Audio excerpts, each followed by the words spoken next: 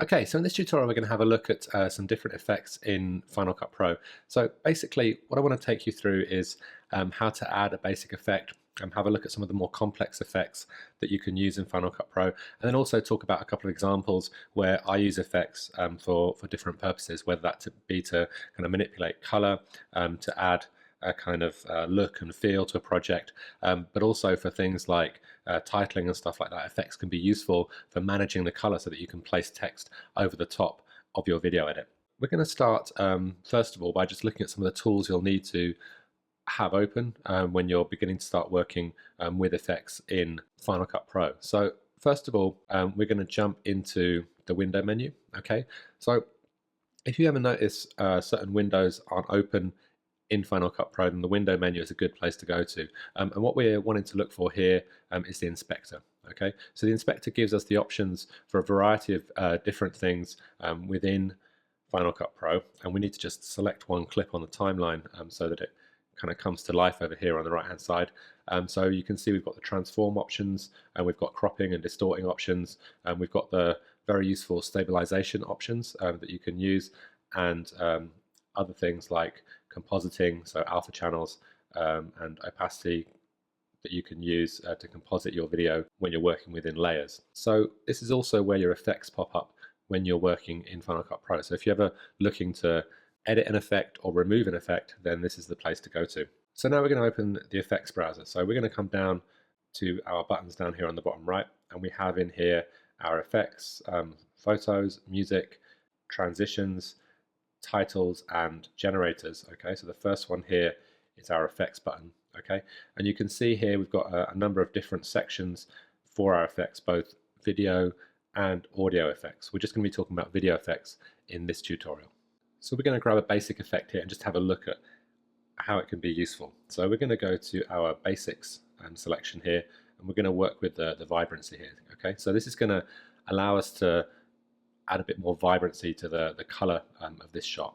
So if I click and hold and drag this effect to my video across here on the left hand side, and I've just got a few videos on the timeline here, then you can see it's not done too much at the moment. So basically if we look up to the inspector here on the top right, then we have these options to increase that vibrancy. Okay, so we can push it right up, and we have an option of going between 0, so reducing the vibrancy, the default, which would be 1, so it's kind of basically leaving the vibrancy or the color alone, and then sliding up. Okay, now one thing to kind of keep in mind when you're doing this is that if we're pushing the colors right up here throughout this shot with a vibrancy, then we're probably sending some of those colors to the point where they're going to peak out. So we're going to basically make some of the white, so when this cloud of steam comes up, some of that area of color is going to be blown out. We're going to lose the detail in that. So it's hard to see sometimes on screen when that's happening. It's pretty clear here, but if you want to make sure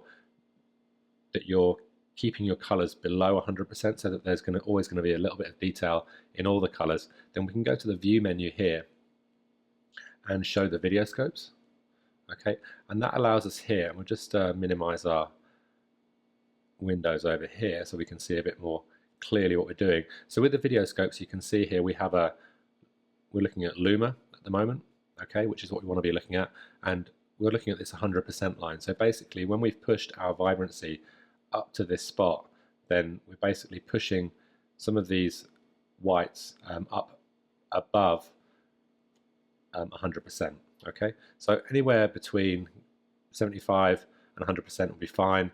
You're going to get some detail in this color across here, but we're still kind of boosting the colors, and we can tell what we're doing by clicking this little blue box and just turning the vibrancy on and off. So you can see we've taken this kind of slightly desaturated image and kind of bumped up the colors there quite nicely. Okay, so it's just kind of giving a bit more punch to that image. So if we play this back with the video scopes on, you'll actually see this changing live, and when that big puff of steam comes across, you'll see this whole right hand side kind of come to life. Okay, so this is the steam, and this is how you can kind of start to understand how color is working in your video, and we see these areas of color kind of changing. Okay, so again, when we move to this next shot, we have a very stable image apart from the flame in the middle of this image, which is moving around, so we're getting little bursts of color in the center of this shot. Okay, so just kind of learning to use the video scopes and kind of beginning to understand how they work is really important when you're starting to add effects to your video. Okay, it can help out a lot in controlling the kind of quality of the final output that you have. Okay, so let's have a look at a couple of other different effects that we can add here. So let's just take from the light options here, we'll go for the bokeh random here.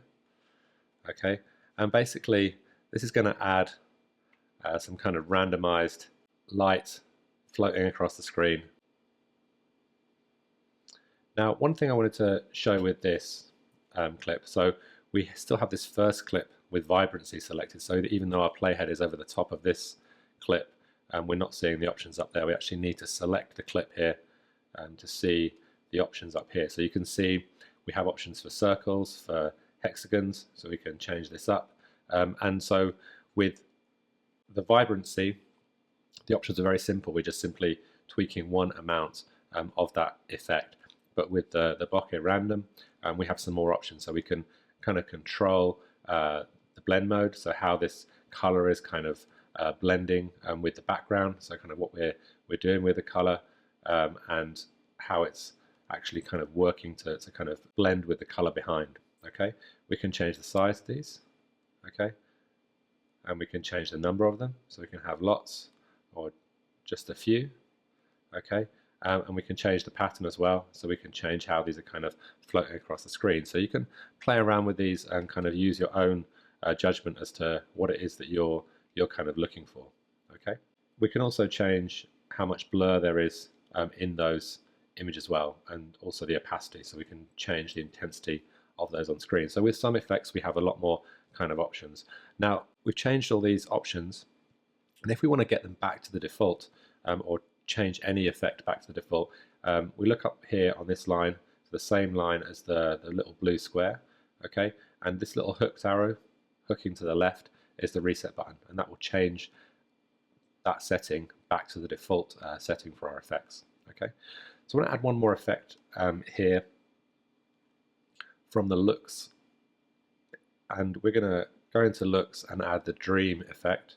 Okay, which you can see is going to kind of pull a lot of the color out of this image and make it seem kind of dreamy, which matches the kind of bokeh effect that we've got on there. So this is becoming kind of an unreal image with the kind of jump in and out of focus, and then the light floating across.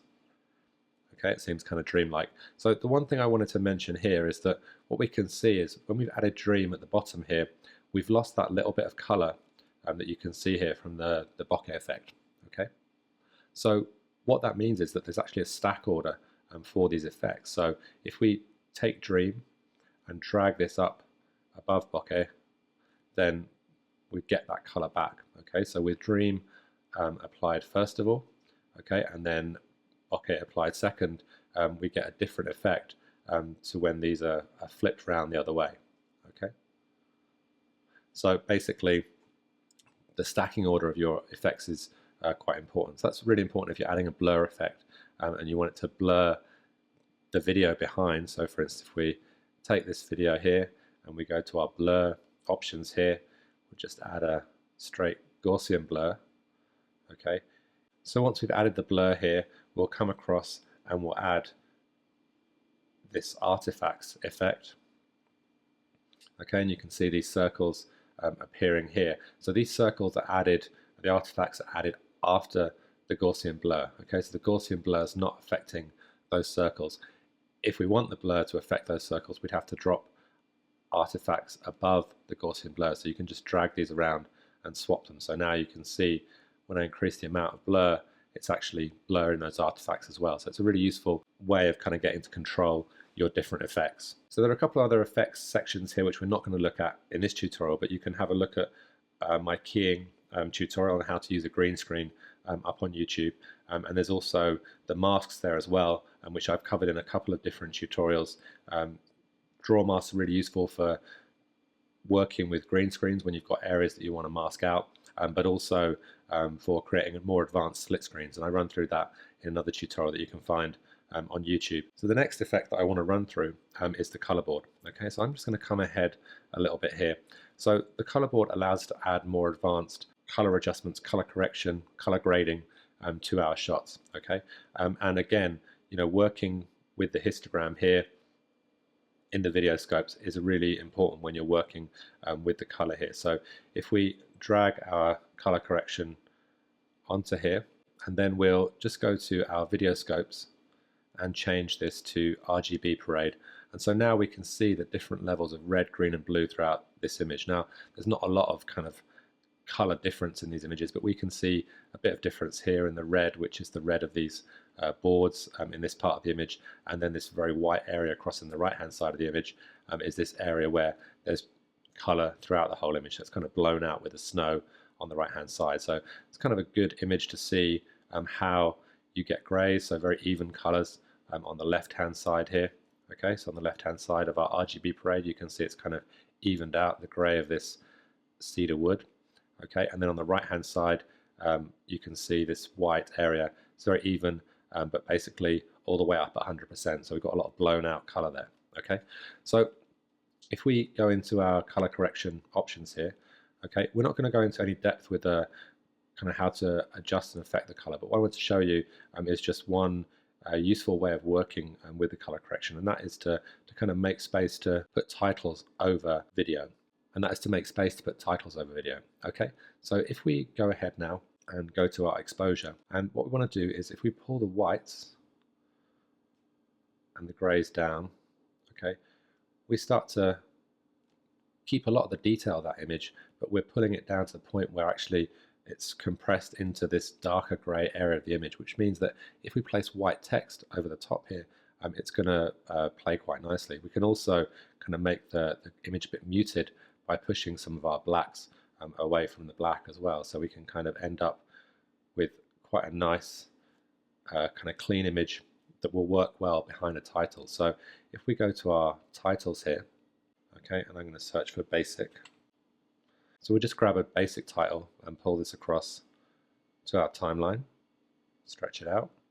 Okay, so you can see now with the color board on and kind of this adjustment to this exposure of that image, you've got this nice kind of muted image. Okay, so I'm going to go back here and just adjust the text, and we'll just bump the size of this font up a little bit, and I'm going to grab the move tool just to move this across to the left hand side a bit.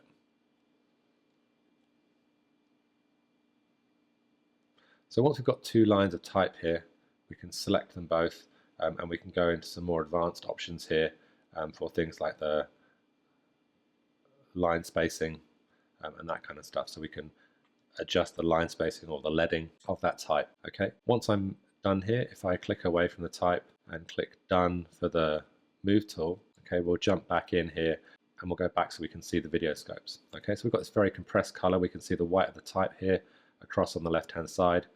Okay, and so we've got a nice example of where this kind of muting of the image can work very well. Now, one other thing that we can do here is we can have a muted version of the image here, and then if we duplicate this in between, and in this version, so to duplicate it I held down the Alt key and just dragged it up. Okay, so now I have a duplicated version, and we're just going to come up to the inspector on the top right here and highlight the color effect and press backspace to delete it, and that's how you remove any effect. Just highlight it and delete it using the backspace key. When I duplicated the clip, it duplicated the color correction as well. So now what I want to do is I'm going to use some of the other effects that I have in my video panel in the inspector, and I'm just going to use the crop here to crop from the left hand side of my image, which will reveal that muted image that I set up behind. Okay, so I can crop this so that I'm having the text sit over the top of the muted part of the image.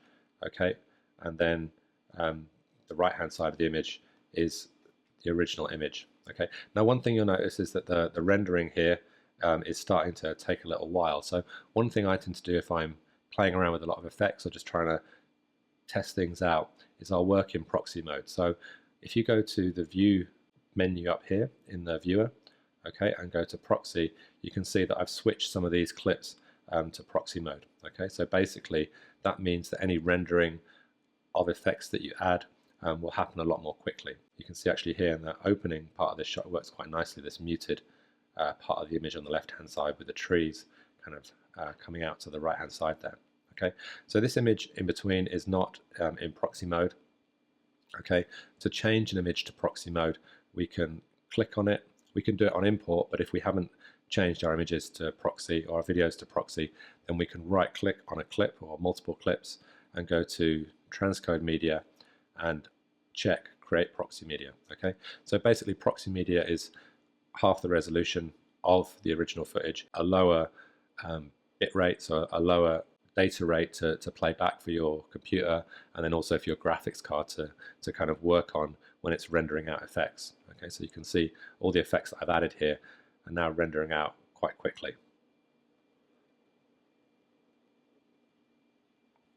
And also my clip now has transcoded to proxy, which means that when I add effects to this clip, it will render a bit more quickly too. So we've had a look at how we can work with simple effects, such as the vibrancy effect, and we've had a look at how we can layer effects in different ways when working with color effects so that we can get different results from the effects that we add. We've had a look at how we can use effects when we're wanting to overlay titles and that kind of stuff, and also at how we can work with proxy media. So for instance, if we add a complex set of events to one clip, it's going to render out so that we can preview it more quickly, preview that effect and how it's going to work and play back in our edit a lot more quickly. Okay, so other effects that I would definitely recommend having a look at are things like the Gaussian Blur effect. So one thing that's really nice about the Gaussian Blur effect, and I use this quite a lot, is that we can use this to pull things in and out of focus. That can be useful also for overlaying titles as well. So one thing we haven't mentioned about effects yet here is that we can keyframe them. So if we have an effect here and we wanted to have this clip blurred at the start but then pull into focus around about here, then we can do that by keyframing or animating that effect. So if I come back to the beginning of my clip, okay, you can see I can adjust the amount of Gaussian blur that is here. Okay, I can add a keyframe for that Gaussian blur, come ahead in time, okay, and I'll just zoom in a little bit here. Okay, so I'm just going to play this through. So I want it to pull into focus around about here, so I'm going to have it still out of focus, add another keyframe so that it holds that blur, and then just as we pan to the left a little bit, tiny bit there, we'll drop this down to 0, and you can see this clip now starts to come into focus, so we get this kind of effect. I think this clip needs a little bit of stabilization, but you can see one other way in which we can use effects there as well.